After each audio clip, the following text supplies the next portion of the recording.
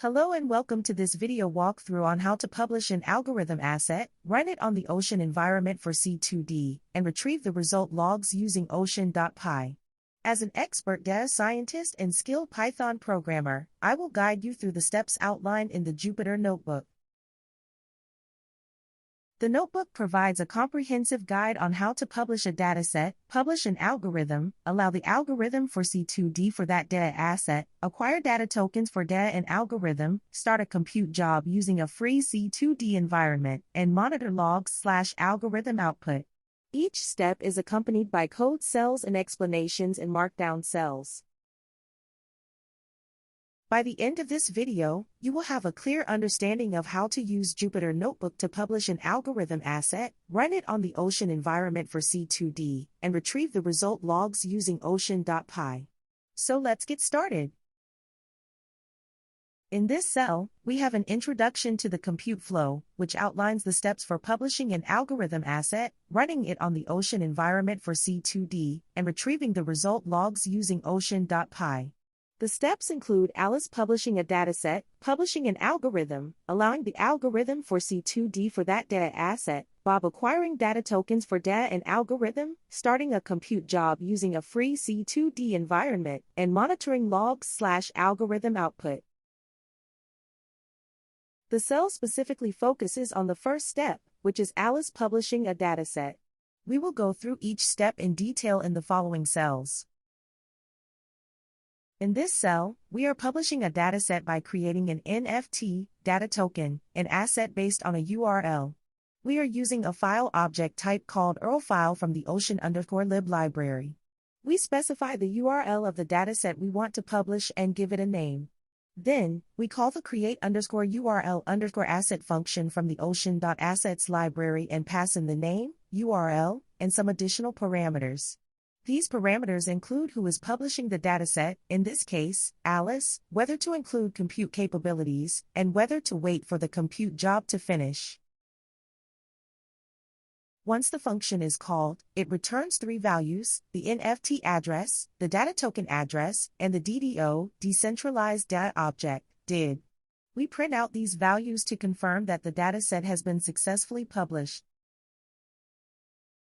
In the next cell, we will move on to the second step, which is Alice publishing an algorithm.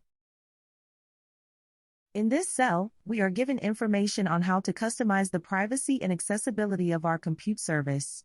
We can do this by adding the compute_values argument to the create_URL_asset function and setting values according to the DDO specs. The function assumes the documented defaults. The cell also mentions the second step in the process, which is Alice publishing an algorithm. We will cover this step in the next cell. That's all for this cell, let's move on to the next one. In this cell, we are publishing a data NFT and data token for our algorithm. We start by defining the URL of our algorithm, which is stored in a variable called algo_URL. Then, we create a name for our algorithm, which is stored in a variable called name. Next, we use the ocean.assets.create_algo_asset function to create the algorithm asset. This function takes in the name of the algorithm, the URL of the algorithm, and a dictionary of compute values. The compute values allow us to customize the privacy and accessibility of the compute service. Once the algorithm asset is created, we store the data NFT, data token, and DDO, decentralized data object, in variables called algo_data_NFT, algo_data token, and algo_do, respectively. We then print out the addresses of the data NFT and data token, as well as the DID, decentralized identifier, of the DDO. That's it for this cell. In the next cell, we will see how Alice allows the algorithm for C2D for that data asset. In this cell, we see that Alice is allowing the algorithm to be used for C2D, compute to data, on the data asset that was published in the previous cell. This is done using the add_publisher_trusted_algorithm function, which is called on the compute_service variable that was defined in the previous cell. The function takes in the DDO of the algorithm asset, which is stored in the algo_do variable. This allows the algorithm to be trusted by the publisher of the data asset, which in this case is Alice. After allowing the algorithm for C2D, the data_do variable is updated using the ocean.assets.update function. This function takes in the updated DDO and the address of the account that is updating the DDO, which in this case is Alice's account. That's it for this cell. In the next cell, we will see how to run the algorithm on the data asset and retrieve the result logs using ocean.py.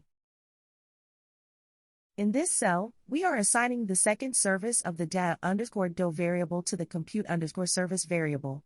Then, we are using the add_publisher_trusted_algorithm function to allow the algorithm to be used for C2D on the data asset by passing in the algo_do variable. Finally, we are updating the data_do variable using the ocean.assets.update function and specifying that the update is being done by Alice. In this cell, we are simply stating that Bob acquires data tokens for both the data and algorithm. We haven't yet seen how Bob acquires these data tokens, but we will see in the next cell that Alice mints them and gives them to Bob. Alternatively, Bob could have bought them in a market. So, for now, we just know that Bob has these data tokens and will use them in the next steps. In this cell, we see that Alice is minting data tokens for both the data and algorithm and giving them to Bob. This is done using the mint function from the ocean_lib.ocean.util module. The to_way function is used to convert the amount of data tokens being minted to way, which is the smallest unit of ether. The from Alice argument specifies that the transaction is being done by Alice.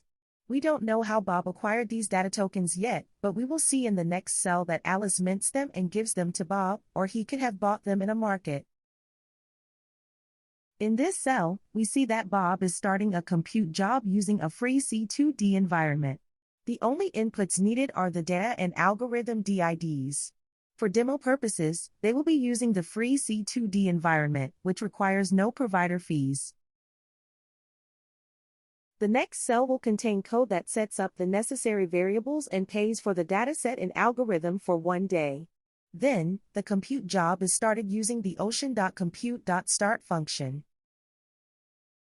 In this cell, Bob is setting up some convenience variables for the data and algorithm DIDs. Then, he is resolving the updated and indexed assets for the data and algorithm. After that, he is getting the free C2D environment using the ocean.compute.get_free_C2D_environment function, which requires the compute service endpoint and chain ID of the data asset.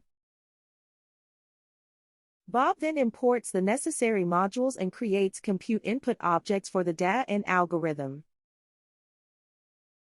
Next, he pays for the dataset and algorithm for 1 day using the ocean.assets.pay_for_compute_service function.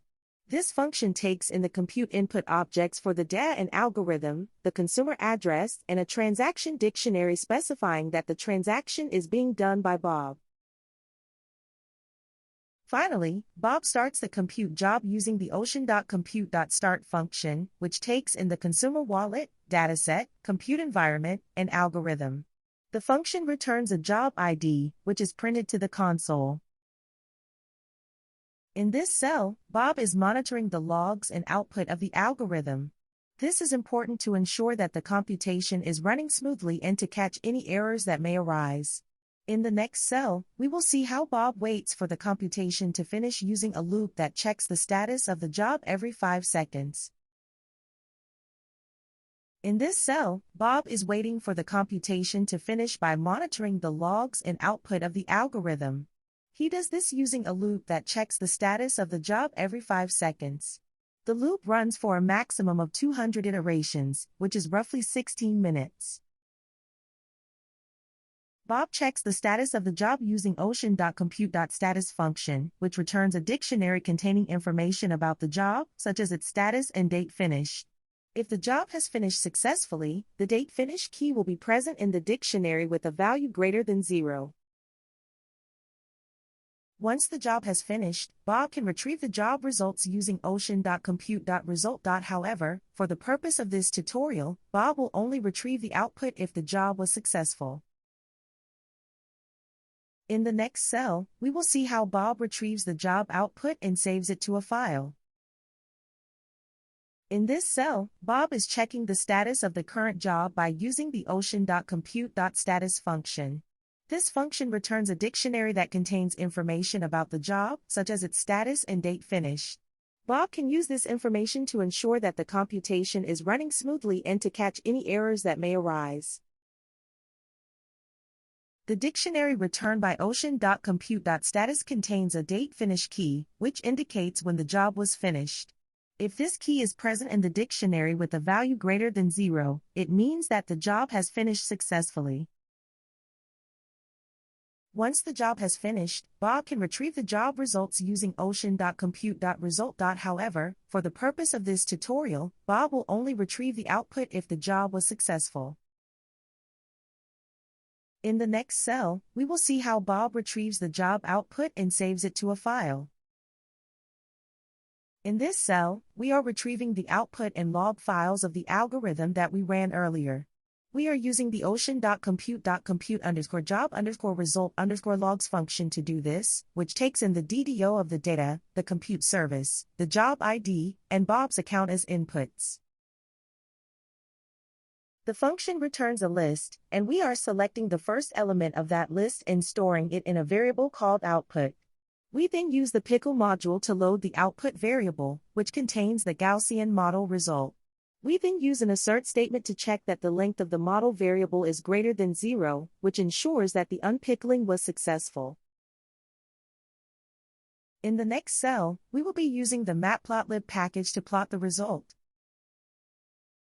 In this cell, we are being told that we can use the result of the algorithm however we like.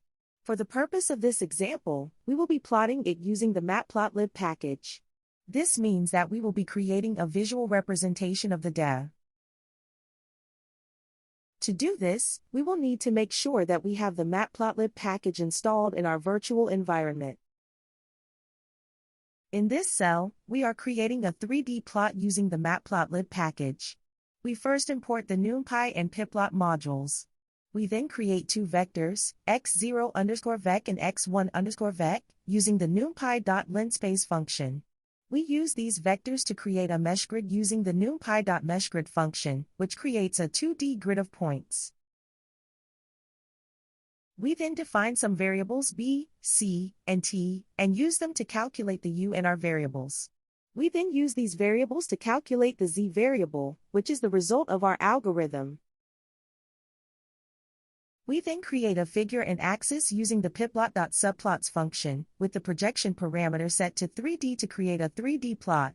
We use the ax.scatter function to plot the x0, x1, and model variables, with the c parameter set to r to make the points red and the label parameter set to model. We then set the title of the plot using the pyplot.title function and display the plot using the pyplot.show function.